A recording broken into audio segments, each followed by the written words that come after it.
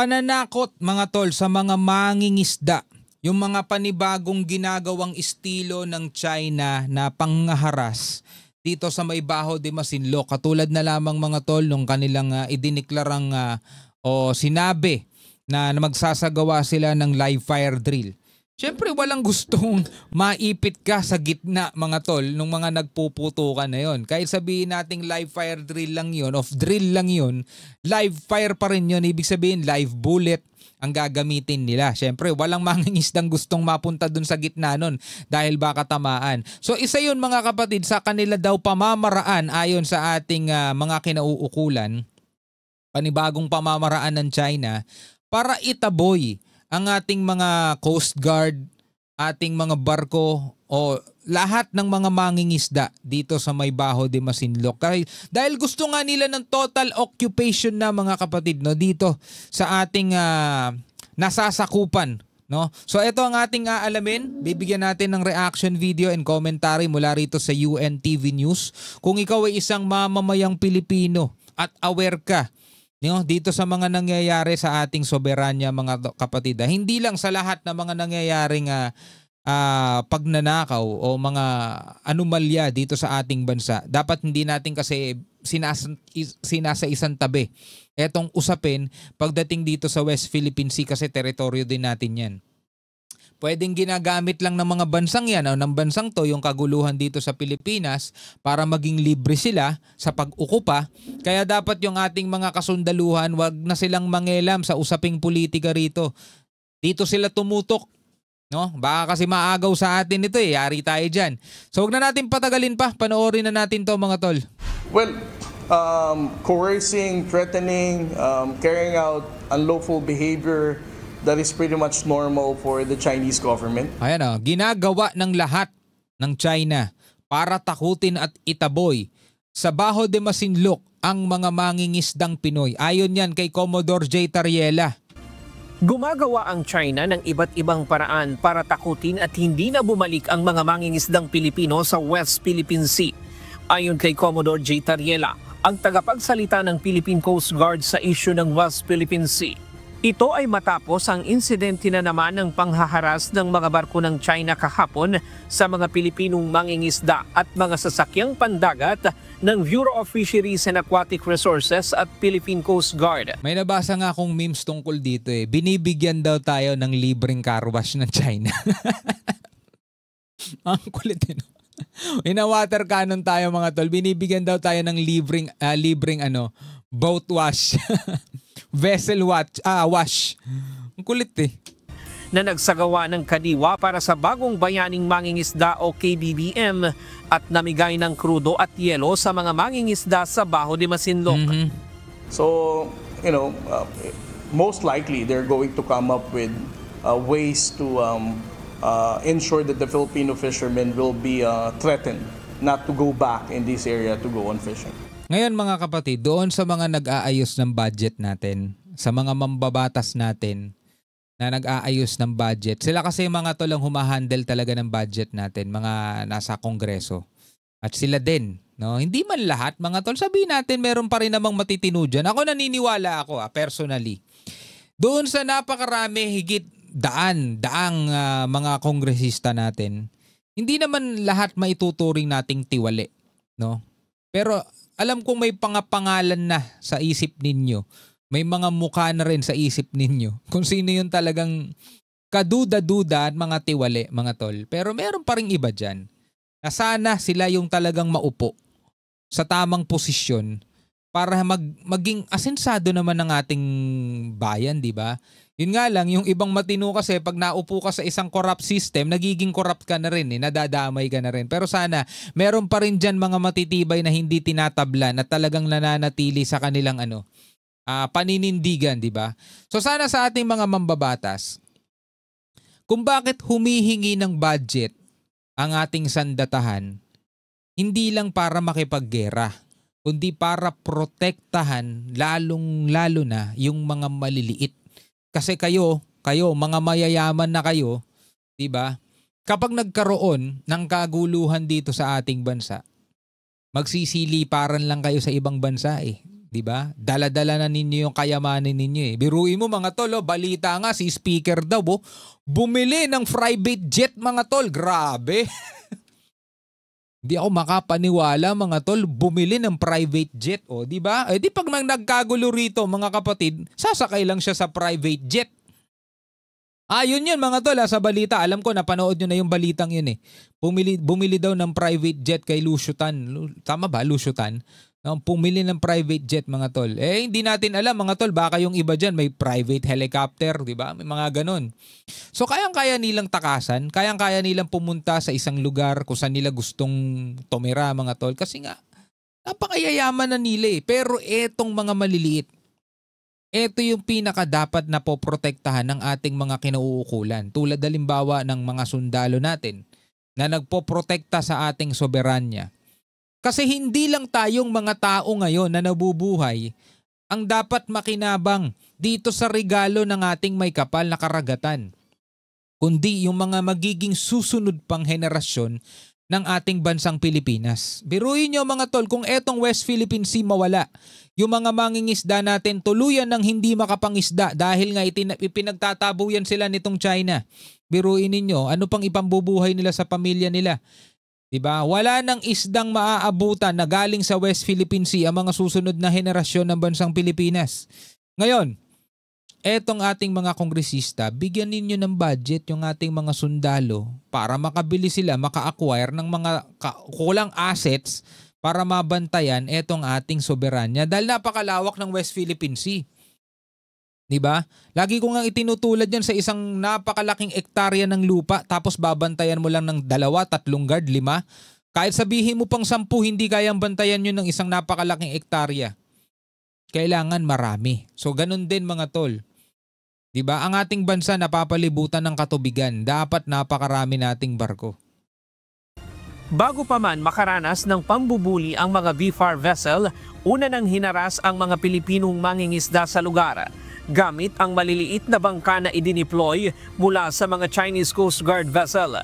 Ang nakakalungkot lang mga tol, imbis na nauunawaan ng ibang Pilipino etong ating Coast Guard, etong ating BFAR, lalo na BFAR, sila kasi yung wina-water cannon eh. Sinasabi bakit di nyo pinapalagan? Di naman talaga papalagan BFAR. Bureau of Fisheries, Aquatic and Resources. Hindi mga panggera yung mga yan.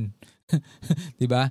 Imbis yung mga kababayan natin ang umuunawa, sila pa yung nagagalit sa ating mga naaaping mga tauhan. Biruin ninyo, sinasabihan nilang duwag, sinasabihan nilang hindi pumapalag. Huwag kayong magalit sa kanila. Magalit kayo doon sa humahawak ng budget kasi hindi sila binibigyan ng para magamit nila pamprotekta. Binantaan ang mga mangingisda na umalis sa lugar.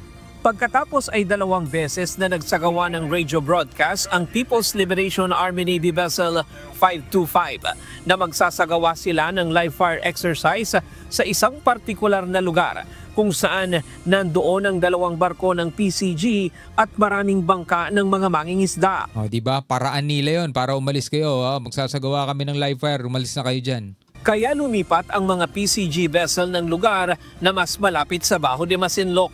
Pinayuhan din nila ang mga mangingisda na umalis sa sinasabing lugar ng pagsasanay. Pero sa monitor ng PCG, walang naganap na live fire exercise. Diba? Tinakot lang sila. Tinakot lang mga tol. Naniniwala ang PCG na ginamit lamang ng People's Liberation Army Navy ang radio broadcast upang takutin ang malaking bilang ng mga mangingisdang Pilipino doon. No, there was no live fire that was conducted. We would like to think that the radio broadcast of conducting a live fire exercise was just used by the PLA Navy to threaten the large number of Filipino fishing boats. Pero mag-ingat tayo mga tol. Kasi sa susunod, pwede ulit silang mag-radio broadcast na magsasagawa sila ng live fire drill. Pero syempre, tayo bilang, hindi totoo yan. Huwag na tayong umalis, hindi totoo yan. Yun ang pagkakataon nila para totohanin. Tapos pag ba'y tinamaan sa atin, mga tol, tinamaan sa ating mga mangingisda, isa lang ang sasabihin nila. Di ba nag-announce na kami na magsasagawa kami ng live fire? Ba't di kayo umalis? O edi may tinamaan tuloy sa inyo. Kaya mga tol, ingat pa rin ang ating mga mga mangingisda at ating mga Coast Guard.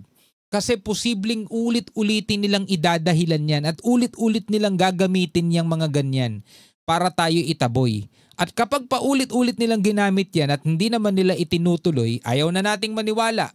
At yung time na hindi tayo umalis, doon ngayon nila itutuloy yun.